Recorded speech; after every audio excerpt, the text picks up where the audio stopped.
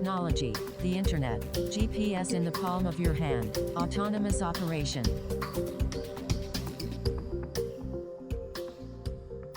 Technology is a driver of our times. Since its founding in 1958 in the midst of the Cold War, DARPA, the Defense Advanced Research Projects Agency, has been a driver of technology. Welcome to Voices from DARPA, a window onto DARPA's core of program managers.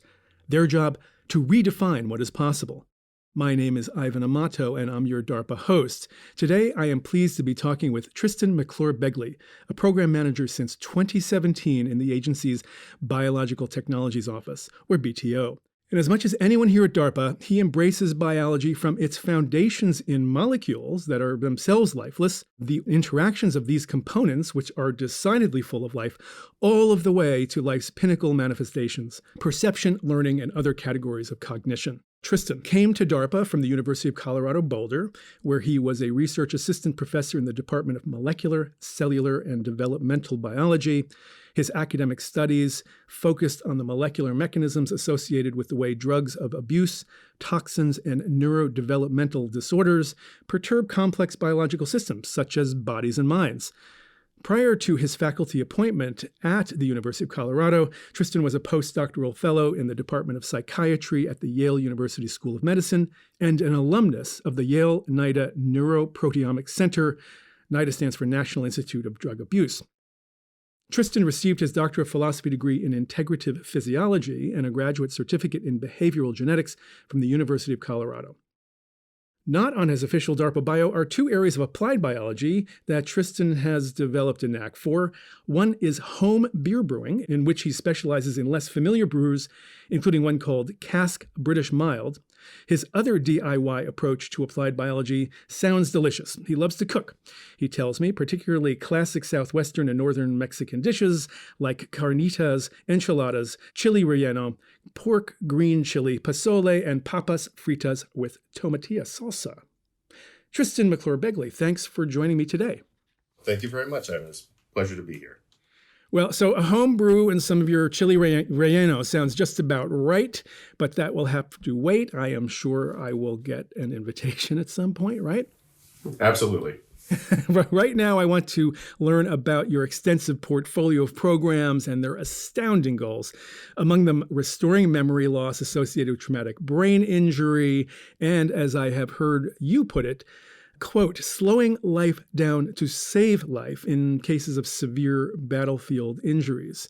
But first, Tristan, I want to get some sense of the origins of your embrace of science in general and biology in particular. In an earlier email exchange, you told me that by the age of 7, you wanted to study biology. So give me the origin story of your interest in science.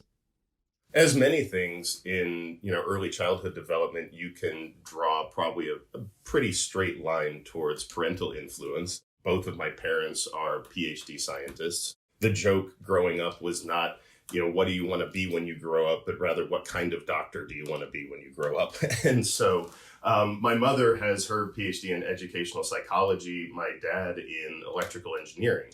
And so it's actually kind of funny if, one were to draw, a line of continuum through, the quantitative sciences. It's almost like if you, had a psychologist and an engineer, you will end up with a biologist as the progeny. And so, yeah, when I was relatively young and I had my first experience with the actual quantitative assessment of the functions of living things, of the sort of first experiment that you do as a child in science class in school with growing plants and monitoring their transition through different phases of development, ultimately leading to the production of progeny and of fruit. I found that entire process absolutely fascinating because it spoke to the ability with which systems, living systems, pursue this sort of self-organizing potential and ultimately, propagate and, contribute to this sort of never-ending continuum of existence. And the fact that it is all parameterized and, produced as a result of measurable, quantifiable chemical reactions gives us the opportunity to understand that system in a manner that also allows us to intervene in that system.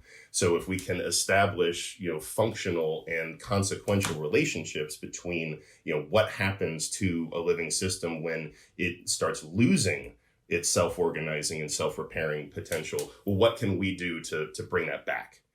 Okay, and we're going to get into some of that when we dive a little bit more deeply into some of your programs like Biostasis, which I'm very excited to talk about. But I want to make sure that we give a shout out to a teacher of yours. Whenever there's an opportunity to give praise back and give our teachers a pat on the back, I like that. I happen to know from an email exchange that you had an important high school teacher that was, kind of catalyzed some of your interests. Oh, absolutely. So, and it gives me great pleasure. I haven't talked to him in decades, but a shout out to Mr. Tim Henson at Niwot High School in Niwot, Colorado, which is a smallish town in between Boulder and Longmont. When I took his course in college preparatory biology at the age of 15, that was my first real introduction into, well, shall we say, the more fundamental molecular nature of life, learning about, the Krebs cycle, about the rules underlying Mendelian genetics and, heritability of traits. All that came from college prep biology in Mr. Henson's class. I also was fortunate enough that, he recognized, and I was probably forceful enough with my interest in the subject, that, the school curriculum didn't have life science really much beyond that course, that, the sort of the junior level science class was then chemistry, et cetera. So he sponsored me to do 2 years of independent study. So, I was the lone independent study biology student who was basically given the opportunity and the access to freely pursue scientific interrogation of the topics that I found interesting. And so as a consequence, I spent a semester recording various features of local waterways around the sort of Colorado Front Range, looking at dissolved oxygen content and pH levels, et cetera, at various positions along rivers, and then reporting that information to the Colorado Department of Wildlife. The last question I want to ask before we get into the programs is how your DARPA adventure began. I typically do ask program managers who sit with me for these conversations about their how did they get to DARPA story. And so tell me that story in brief. So I came to DARPA from the academic side. I was a performer on a DARPA program. The program was called RTA, for Rapid Threat Assessment. It was the brainchild of an ex-BTO PM named Barry Pilata, who had the vision of saying, well, if there are chemical, biological threat agents out there that we have never seen before, have not characterized, how would we know how to respond appropriately with containment, with medical countermeasure design, all that kind of stuff? What we need is a description of the mechanism of action of the threat agent. What is this thing doing in a complex biological system? It's not enough to just describe the chemical structure of the agent itself. We have to know, what did it do and why? And so that was the challenge in the RTA program. It was, taking an unknown chemical entity, perturbing a biological model system with it, and then interrogating the responses to that perturbation to determine what happened and why. And that was essentially a program that was, almost tailor-made for scientists with my type of background and experience, because I, devoted my academic career to explaining the molecular mechanisms underlying, chemical perturbations to biological systems. Right. And what years were you working on that program? So I worked on that program from 2013, towards the end of 2013, early 2014, until I came to DARPA 2017. Oh, I see. So there was really a continuity from you working as a performer, that is a researcher on that RTA program, and then coming into the Biological Technologies Office as a program manager. That's a very sort of a graceful segue from performer to program manager. And so let's move there now. I mean, when you came in, now 4 or 5 years later, you've got a real handful of programs. Some of them are inherited, and we'll get to those, I think, toward the end. Then you've got 3 others that we'll talk about. And I want to give listeners a taste of all of these if we can. The first one to start with is a program that you devised and which launched, I believe, in 2018. It's called the Biostasis Program. And this has some really fascinating aspects with amazing organisms called tardigrades and then wood frogs. But I'll let you sort of weave that into your narrative here of what the Biostasis Program is all about and what its status is. Okay, so biostasis is really, if I was to attempt to synopsize it, it would be about trying to buy time. It is literally attempting to intervene with a complex biological system in a manner that preserves its functional integrity for a period of time under which otherwise it would be stressed, it would start to decay, and we would lose functional capacity in that system. This has rather direct ramifications for a number of applications within the Department of Defense, going all the way from logistical concerns, such as how do we stabilize and protect valuable reagents, things like vaccines, medical countermeasures, et cetera, that ordinarily would require a huge degree of infrastructure and support in the form of, temperature control, et cetera. Known as the cold chain, right? And it's something that we've been talking about with the COVID vaccines. Yes, yeah, the perfect example. And then also the fact that, there are issues around cold chain, even for molecules that are, well stable under certain temperatures, they're not stable indefinitely. And so you have the issue with, the important resources that, do no fault of their own, just lose activity over time. And so from that all the way up to, well, what are some areas of medical intervention that have not really been explored yet? Largely for reasons of the fact that the chemical matter to actually perturb the system in that way just simply doesn't exist. We don't have molecules in hand that can act as broad spectrum stabilizers, reversible stabilizers of complex biological machinery. We don't have them. So what I wanted to do with biostasis was basically look at elements from the natural world where we see this type of functional preservation actually taking place, learn from those systems, well, what are the sort of, core guiding principles responsible for that capability, and then translate that into the more, either logistically minded or human physiology minded application. Right. And so just tell listeners a little treat with descriptions of 2 of the primary biological systems, at least that I've heard about. So that's the wood frog, which amazingly, right, can freeze solid for a long time and come out of, and the tardigrades, which are just, insanely interesting. I mean, they're almost impossible creatures.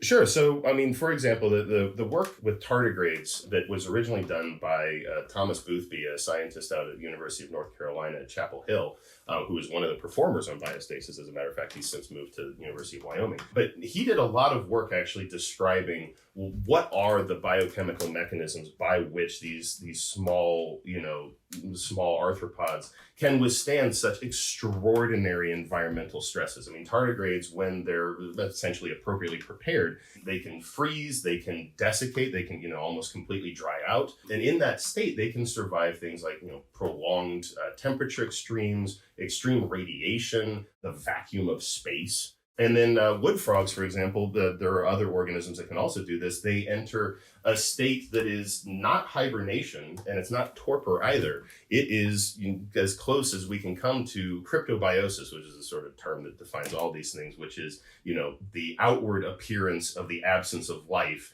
and yet life can persist and can, resume its normal function when environmental conditions more conducive return. And so I drew a lot of inspiration for biostasis from really looking at the molecular mechanisms and the physiology that is responsible in these organisms, and then figuring out, well, what does it all have in common? And what can we use from that to help design, our sort of novel therapeutic interventions and then test them? And so when it comes down to it, tardigrades are fascinating creatures because, well, first of all, one of the things that they do is they actually increase the production of a certain class of proteins in their cells when they start experiencing, the change in environment. That's basically a signal that, water is leaving and we need to prepare for a period of being dry. And so what they'll do is they will turn up the production of these, this class of proteins that Thomas named TDPs, for tardigrade disordered proteins. From a biochemical perspective, they're fascinating because they're these, sort of like long, spindly, intrinsically disordered proteins. They don't really spontaneously fold into a three-dimensional shape. They're sort of floppy. And what they can do is they actually act inside the cell as an almost like a chemical chaperone. They pack in there. They're produced a great number, so they sort of fill all the gaps and spaces in between, the cell's machinery, kind of like packing peanuts, inside a box, just kind of keeping everything where it is. And they wrap around. They can actually stabilize and constrain the, flexibility of cellular components. And that appears to be really important for the ability of that cell then to experience, the loss of all of its water. Animals are, a huge mass fraction of an animal's weight is water. And when that goes away, the tendency is for the biological molecules to lose function as a result. They denature, they fall apart when the water goes away. But if the cell is protected appropriately, well, then it can actually survive. It can maintain its sort of structural and functional stability while, that change in hydration has taken place. And then when they're rehydrated, well, they can sort of resume their normal process. And so absolutely brilliant, right? And it sort of keeps the cells in the overall structural form it needs to when the water comes back, maybe months, I'm not sure, maybe even years later. I think a good way to give listeners a sense of really where you want to go with this is in some ways to imagine a battlefield situation. So a warfighter is injured. Let's say you have some of the tools that you have envisioning and in fact, your performers are beginning to make real. What would happen? Well, I mean, it will depend on the nature of the injury. The blue sky concept of operations there is that you have something that can be administered at a reasonably large volume into the system in order to basically slow down its rate of collapse, right? After there's an acute life-threatening injury, there is a huge shock to that system, and it manifests in many different ways simultaneously. The analogy would be something akin to Lucille Ball in I Love Lucy on the chocolate bonbon assembly line, where they're coming down so quickly in so many different directions. And she just, two hands just cannot keep pace with that. There are too many things happening at the same time, such that, targeted interventions, right?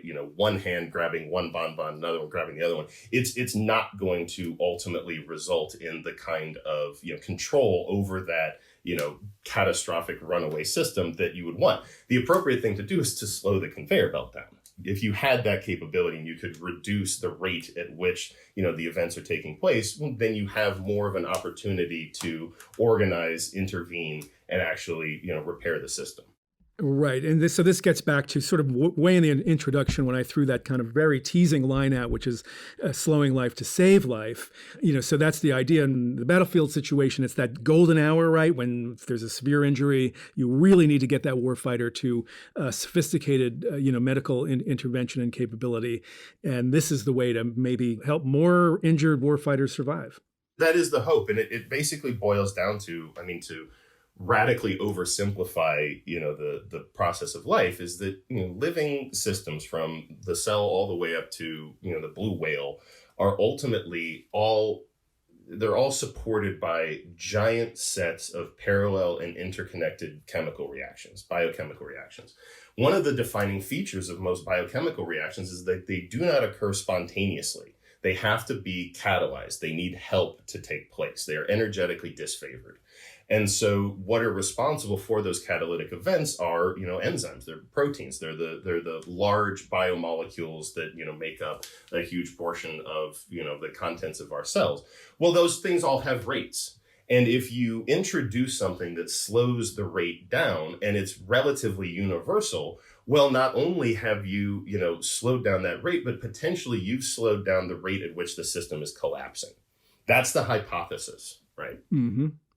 So we can do that to a degree, right? With things like cold temperature. The reason that there's a cold chain is because cold slows things down. It slows chemical reagents down. If we go back to, everybody's Gen Chem class and we all learn the Arrhenius equation, temperature is a modifier of that equation. So as you refrigerate food, you are slowing down both competition from microbes, right? Because their metabolic rate is slowed when they're cold. So food doesn't spoil as fast due to, the growth of mold or bacteria on the food. And then the, food itself, its, intrinsic collapse, its loss of cellular integrity. Why do carrots get wrinkled and then fall apart?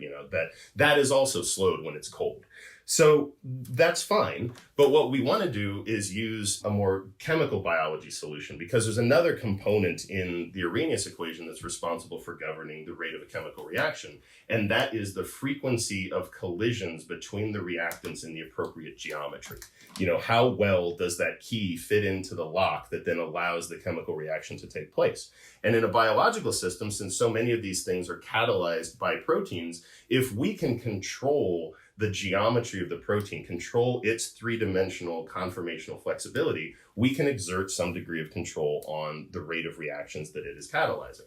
And if we were able to do that in a very broad spectrum, sort of promiscuous fashion, well, now you can effectively enact something like warm freezing. It's more room temperature reduction in activity.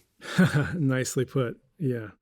I could talk to you forever on biostasis right now. I mean, we are just scratching the surface, but I don't want to deprive listeners of getting at least a taste of some of your other programs. So I'm going to move on from here. Tristan, now what I would like to do is talk to you about a pair of your programs. One is called Panacea. Here you're challenging performers, that's what we call researchers, working on programs at DARPA, to mine the vast repertoire of proteins in human bodies for which drug interventions, might help warfighters. And then the other one is called Focused Pharma. So, the goal there, interestingly, is to develop drug compounds for neuropsychiatric conditions, so among them depression, post-traumatic stress, and substance abuse, but that work with unprecedented specificity on receptor proteins on cells. So the idea is to get the therapeutic effects with fewer or no side effects. It's a long-time goal, of course, in medicinal chemistry and pharmaceutical science and medicine. But talk about those two programs. If you want, we can even bring biostasis in, because they're actually kind of all on a continuum. You could basically boil biostasis down to saying, I'm looking for chemicals for which there are reversible and favorable interactions with as many proteins in the cell as possible. So looking for the most diffuse and promiscuous drugs that you could imagine, where the target for the drug is every protein.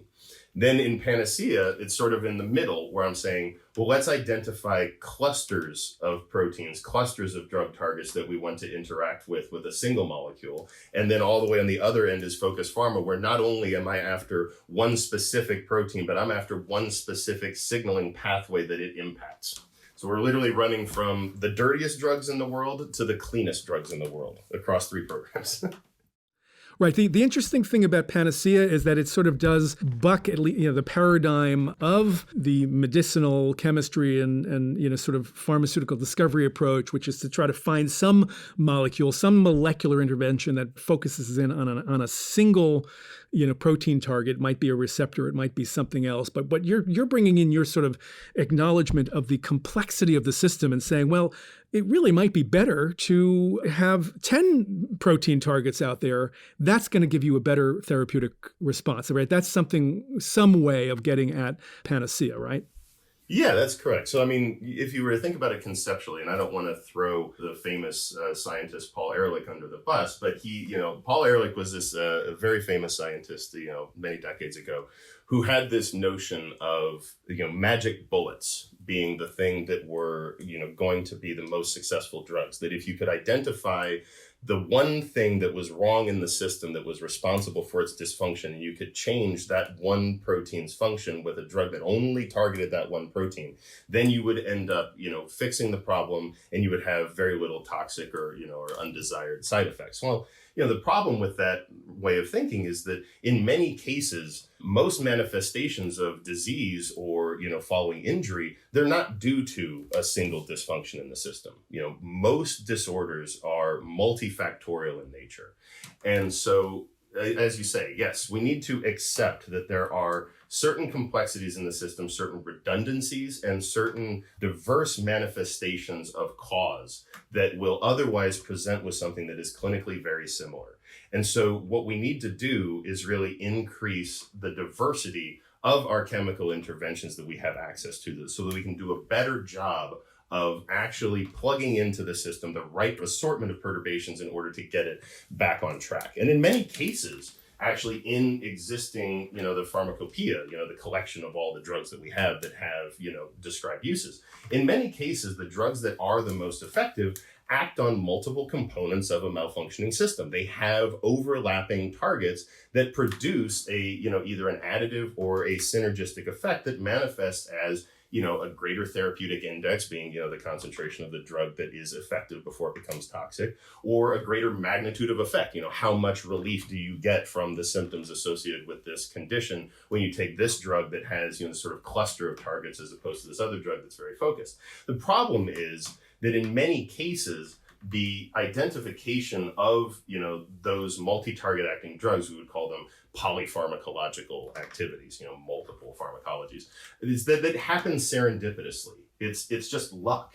We ended up being in a position where we were looking at the effects and we were able to sort of march backwards through the targets that could be identified. And then by applying the appropriate study of physiology, we could say, oh, well, the reason that, this drug has a longer lasting effect on this condition is because, well, it turns out that one of its off-target effects, something not designed into it, was actually beneficial. And now, well, that unlocks now a whole new area of study where we can say, oh, well, what other, contributions are these particular targets making to the manifestation of this disease? Well, rather than leave that kind of discovery, up to chance, with Panacea, I thought, well, why don't we take a more systems biology, systems pharmacology approach to it and actually do polypharmacology by design? And in order to do that, what we have to have then is a very good representation of the molecular nature of the condition we are trying to improve. And so in Panacea, that's why we're really focusing on the designer polypharmacology of getting down to one molecule with multiple targets. Sounds challenging and wonderful. May you succeed at that. Tristan, I want to make sure that we touch on one more program. That's called the Targeted Neuroplasticity Training Program, or TNT. This one is going up from the molecular scale. Actually, incredibly interesting idea of stimulating the peripheral nerve system in order to enhance learning. An absolutely amazing idea. Can you give listeners a sense of, what the goal of that program is and what is its status?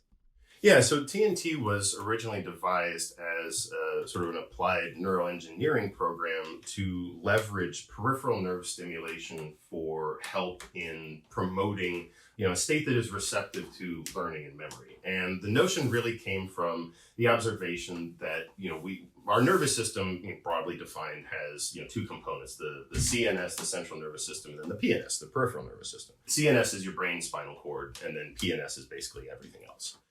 The systems, they talk to each other. And since neurons are electrically excitable cells, you can deliver electrical stimulation to, accessible branches of the peripheral nervous system, and you can see that stimulation result in changes in central nervous system function. Okay, because basically what you've done is activate an afferent projection, from a distal appendage or whatever, that translates that electrical impulse into a chemical signal in the central nervous system. Some pioneering work in this space had been done, prior to the inception of the program, largely in the areas of rehabilitation following stroke. So it was observed that if you paired electrical stimulation of, a large fiber volume nerve, the vagus nerve, which is, one of these big peripheral nerves that sort of wanders down from the brain through the neck and then ultimately innervates the visceral organs. They call it the vagus because it's the vagabond nerve. It kind of wanders all over. If you deliver an electrical stimulation to the vagus nerve, you can, in fact, impact the degree of synaptic plasticity in certain brain regions. And synaptic plasticity will just sort of broadly define as the phenomenon by which neural activity changes in reaction to various inputs. And it's one of the core physiological components, of learning and memory. And so TNT was really looking at, well, can we leverage that kind of interface, from an electrical stimulation to a peripheral nerve in order to produce a window of potentially improved synaptic plasticity in order to accelerate the encoding of perceptual stimuli that would ultimately result in an improved rate of learning. That program has ended. When I think about TNT, it's not necessarily that, you're generating a state that is somehow, augmented in, relation to a state that the brain could normally achieve. It's just changing the likelihood and the temporal dynamics of that state. One of the mechanisms that really came out of TNT as being important for its impact on synaptic plasticity has largely to do with the phenomenon that delivering electrical stimulation to peripheral nerves results in a state that is sort of generally reminiscent of sensory arousal in the brain, of novelty. So in general, you're sort of dialing up the learning attainment ability. The fact that it's kind of a general dialing up means that it might work for whatever. If you're trying to learn a new language, if you're trying to learn mathematics, you're trying to learn how to use a new weapon system, whatever it might be. That's the hope. I think it's important to point out that in TNT, another thing that we determined is that the timing and the presentation of the nerve stimulus to the sensory input and the reaction to the sensory input is also extremely important. That when you're training someone and you deliver a focused peripheral nerve stimulation to the vagus nerve and it is temporally paired with a correct response, then the subsequent responses are more likely to be correct. You have essentially primed the system such that, they were focused on, what the context of sensory input was at the time that they responded correctly. That increased the likelihood then of subsequent correct responses. If you pair the stimulus with either randomly or with an incorrect response, you're actually more likely to bias the system in the opposite direction. So it can be crucially important what the timing and the context in which the training is taking place. How are you delivering peripheral nerve stimulation?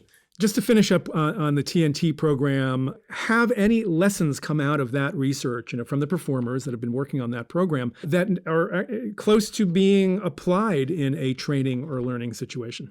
Well, so we have a number of things that came out. On the basic science side, I would say that a number of the lessons learned have to do with nerve target engagement and the need for very specific anatomical interfaces that, for the most part, the physiology that is really responsible for the observable effects of large magnitude within the program really depend on getting efficient activation of deep branches of the vagus nerve. So that is to say the large fiber volume nerve that is, a couple centimeters below the skin. And that trying to deliver electricity, through the skin, subcutaneous fat, muscle, etc., all that stuff is really great insulator. And so you actually don't end up driving the deep targets of the nerve if you're, trying to provide electrical stimulation through the skin.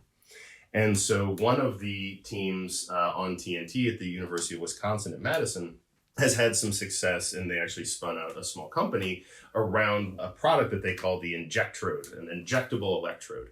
So it's a novel composite polymer that can be introduced non-surgically, through a needle to basically provide a direct electrical conduit from the surface down to those deep branches of the nerve so that you don't have to go through, an actual invasive, cuff implant procedure, et cetera. And you can circumvent that problem with trying to get, reliable electrical activation to a deep branch of the nerve. That's one of the things that I would call a reasonable success from the program. And then the other thing that we learned that was really important is, again, this importance of timing and context.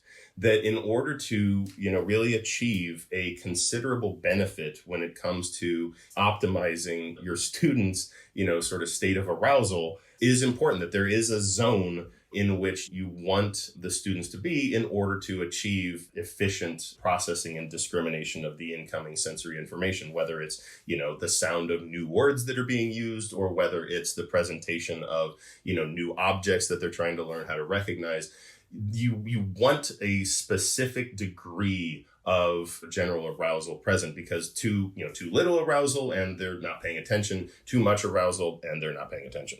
And so we have an ongoing study in collaboration with research laboratories at AFRL and the University of Maryland that are working right now with Air Force foreign language students at the Defense Language Institute out in Monterey, California. And they are basically applying the, sort of best practices that we generated from the program to see in an ecologically valid, circumstance, right? You're dealing with military foreign language learners. Does pairing, this sort of finely controlled peripheral nerve stimulation with the presentation of new language, does that in fact improve their acute performance? So that experiment is ongoing. Now, I want to return just briefly to Focus Pharma, because one thing we didn't get at there was one of the more fascinating aspects of it. And this has to do with investigating how valuable drugs like LSD and psilocybin, those that are, famous for their hallucinogenic capabilities, just what can they also do in clinical settings for conditions like depression and post-traumatic stress and anxiety, these sorts of things. There is a, research field that really has been emerging and building momentum, investigating these. Talk to me a little bit about how Focused Pharma is looking at these kinds of agents for the kinds of neuropsychiatric issues that warfighters often face. Basically, Focus Pharma is an effort to introduce some more chemical diversity and mechanistic novelty into the space of neuropsychiatric medication. Regardless of target, the fact of the matter is that psychiatric drug development has really suffered over decades from large scale investment. That there are classes of drugs that are sort of generally prescribed that are generally safe.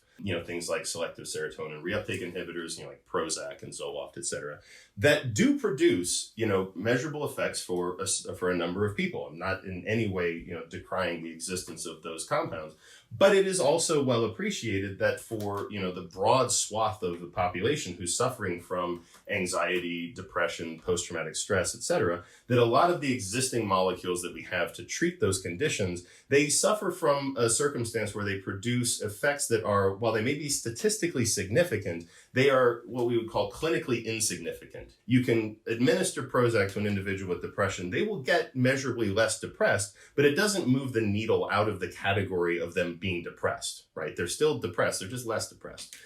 Phenomenologically, though, with a lot of pioneering work by Roland Griffiths at Johns Hopkins, as well as Robin Carhart-Harris, formerly of University College London, I think he just moved to UCSF, they really started doing some experiments with acute doses of sort of classical psychedelic drug psilocybin, paired with therapy for treatment-resistant depression as well as anxiety and depression associated with end of life in cancer patients.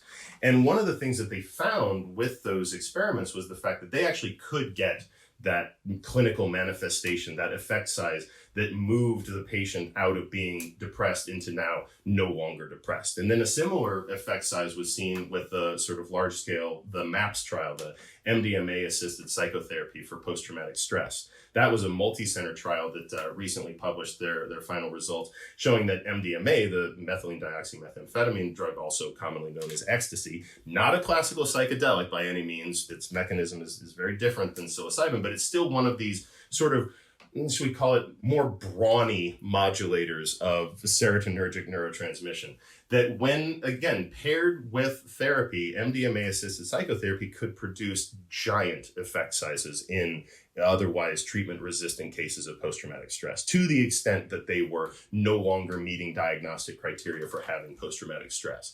And moreover, that remission was long-lasting, that it would persist for months or more, as opposed to having a drug like, Prozac or Zoloft that you take every day as part of your regimen, right?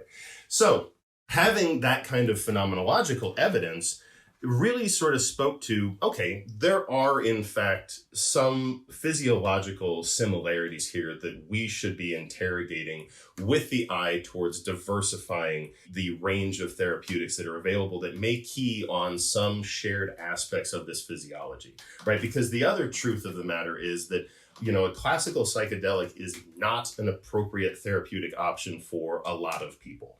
If we were to look at the criteria for the clinical trials done with psilocybin, you couldn't take it if you had a family history of bipolar, if, you were, had any family history of, schizophrenia, et cetera. There were huge exclusion criteria. Mm-hmm. You mean, so if you could decouple those oftentimes difficult manifestations of the use of these substances from the clinical aspects that are targeted, say, for depression, for post-traumatic stress, that would open up new avenues. Well, it's more that I'm interested in asking the question, right? Because first of all, we want the chemical matter just doesn't exist, right? We don't have in our hands yet molecules that have the same kind of target engagement as the classical psychedelics, but for which the signaling processes that they stimulate are isolated. Most classical psychedelics tend to act as indiscriminate activators of downstream signaling of serotonin receptors, when in fact there are multiple downstream signaling pathways. We need the chemical matter to selectively activate those different downstream signaling pathways in order to answer the question, can we in fact induce responses that allow us to see whether or not the therapeutic effects can in fact be uncoupled from the more diffuse hallucinogenic psychedelic effects. We just the fact is we don't have the material in hand to even answer the question, let alone pursue it as a therapeutic option. But it is also fair to say that deserves to be done because we already know that there is a substantial proportion of the population who cannot currently benefit from the psychedelic assisted psychotherapy. Fantastic. Well, so again, I wish you great success with this aspect of focused pharma because it could potentially open up a really new and important pharmaceutical category that could help a lot of people. We have covered a lot of ground, Tristan, and you've been blowing my mind all the way from the molecular dance going on inside of cells and how you might be able to, in some way, suspend that to extend that golden hour in case I need it because I'm injured in some terrible way. May that not happen. All the way up now to ways of using the peripheral nerve system to enhance learning, and now, as we just discussed with Focused Pharma, new pharmaceutical categories for treating psychiatric issues. Just one more question before I give you the rest of your day back here. Is there anything that did not come up in the discussion about your scientific journey, your journey as a program manager at DARPA that you think listeners of this podcast would find interesting? Yeah, I think in general, to the extent that listeners are going to be interested in the culture of DARPA and the perception of the culture of DARPA, program managers exist in a privileged space, right? We are given a lot of freedom with which to make decisions, with which to resource efforts in order to produce research projects that are very near and dear to us. There is a lot of, I would dare to say that, program managers are very personally invested in the programs that they are responsible for. And so, we have a tendency to take things personally because there is that degree of relationship that exists between the ideas, the problems we're trying to solve, the reasons why we're trying to solve those problems, and ultimately how the research is done. And I would say that despite that emphasis on the program manager as this sort of monolithic entity responsible for all of this fantastic research and pushing at the boundaries of what is currently possible, I would also say that it has been part of my experience that this is a profoundly collaborative agency, that I spend a substantial amount of time in very productive discussions with my colleagues here at the agency, getting very different perspectives on a number of fundamental issues and questions, as well as the collaborations that I have both with the other governmental agencies, the end users, who is ultimately going to take the thing that I tried to invent and turn it into some real enabling capability for national security, for rehabilitation, for treatment, for restoration in our veteran population, in the broader civilian population, and then also with the researchers themselves. That part of the job of a DARPA program manager is not just coming up with clever ideas and setting things in motion, but also continuing to work and pay attention to what the research is producing. What does it tell you about your initial hypothesis and any assumptions that you made, and which of those things are ultimately going to be rejected? We don't learn as much from success as we do from failure. And so sometimes you just have to be mindful and do your best to establish the appropriate balance between things that are practically impossible for a reason versus things that are practically impossible just due to a lack of innovation. Right. Well, thanks. Yes, I've always loved the agency's embrace of failure as equally informative and instructive as successes. So Tristan, you have taken me on just a fantastic tour of your mind, of your programs, of how you think about science, where you want to apply science into new capabilities and technologies. Just tremendous. I just hope you and your research performers succeed, in all of these programs. The National Defense Mission for sure has a lot to gain from these efforts, but these are the sorts of ones that also could spill over, just about for everybody. So thanks so much for joining me in this discussion. Oh, you're very welcome. And thank you very much for all of the well wishes. I certainly hope that history and results will adjudicate favorably for the intentions of the efforts that I started. Indeed. And thanks, listeners, for sharing this time with us. I hope you join us again for the next Voices from DARPA. Thanks also to Tom Shortridge for his partnership in producing this program. For more information about Tristan McClure-Begley, the programs he and his colleagues in the Biological Technologies Office run, and the many other breakthrough technologies DARPA is working on, visit darpa.mil. And for links that enable you to download this podcast, go to the Voices from DARPA page on DARPA's website.